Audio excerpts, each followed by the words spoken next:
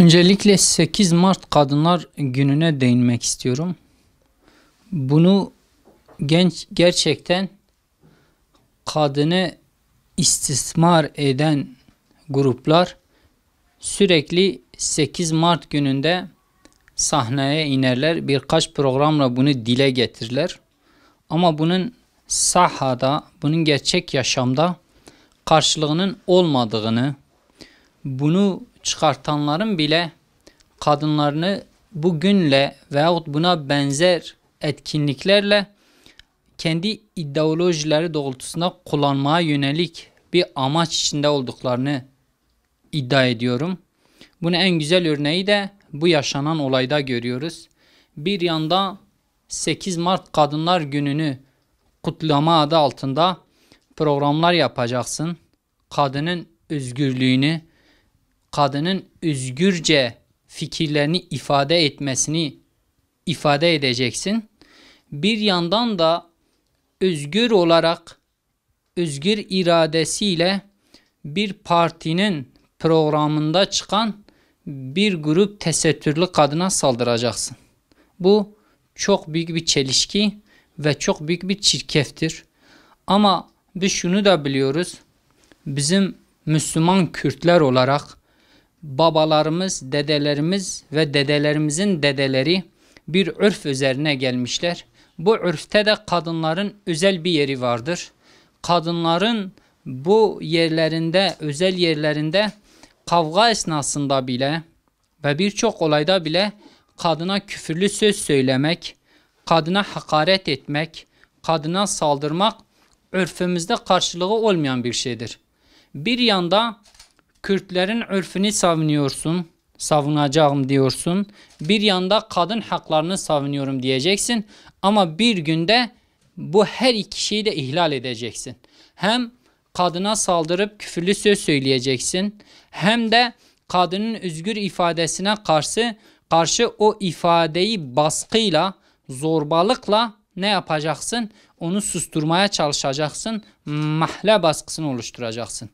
Ama biz diyoruz ki artık bu baskıların, bu saldırmaların, bu çirkef komploların karşılığı hiçbir yerde olmadığı gibi Kürdistan topraklarında da olmayacaktır. Bütün kadınlar asıl özgürlüğünün, asıl şerefin, asıl izzetin, asıl anne ve bacı olmanın İslam'da olduğunu hepsi çok iyi biliyorlar ve daha iyi de bilecekler. Bize gelince biz Müslüman Kürtler olarak şöyle diyoruz. Kadınlarımız, bacılarımız bizim kırmızı çizgilerimizdir. Biz bu kırmızı çizgilerimizi kesinlikle hiçbir kimseye çiğnetmeyeceğiz. Bunun böyle bilinmesini istiyoruz. Bizim sağduyulu davranmamızı başka amaçlarla suistimal etmek isteyenlere de seslenmek istiyoruz.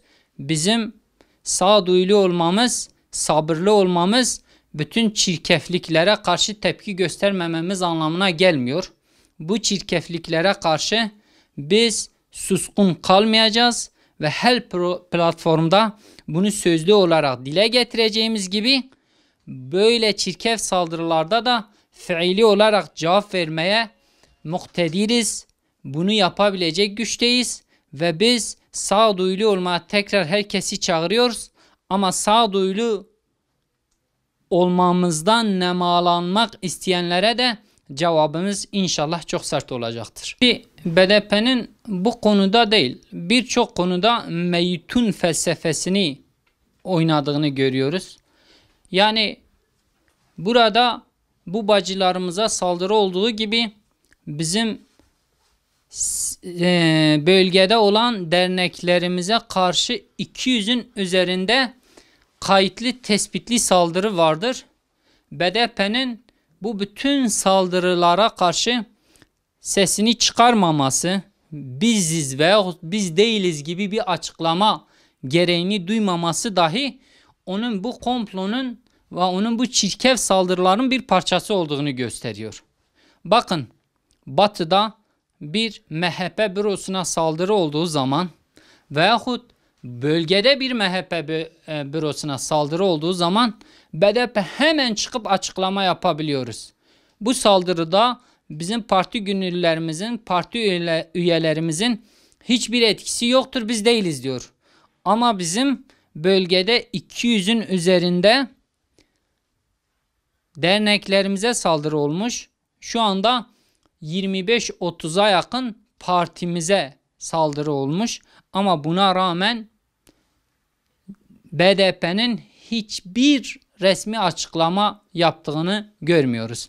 Bu da bu komplonun içinde BDP'nin de olduğunu, ama bu onun hesabına mı geldiğini, artık 3 maymunları mı oynadığını, ne diyeceksek biz de bilmiyoruz. Bu onun bundan nemalanmak istiyor ve bir diğer şey, seçim süreci yaklaştıkça bu tür saldırıların bölgede öteden beri BDP'nin ve PKK çetelerinin yaptığı bir yöntemdir.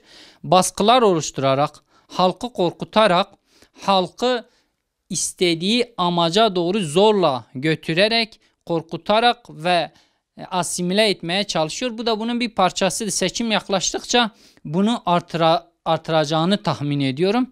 Ama ben son olarak şunu söylüyorum.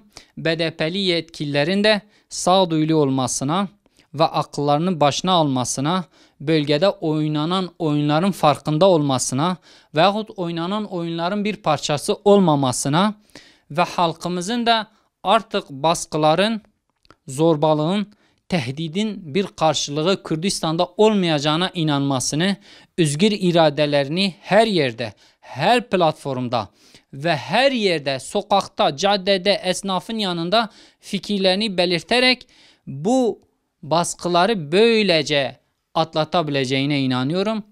Allah sizden razı olsun. Teşekkür ediyoruz.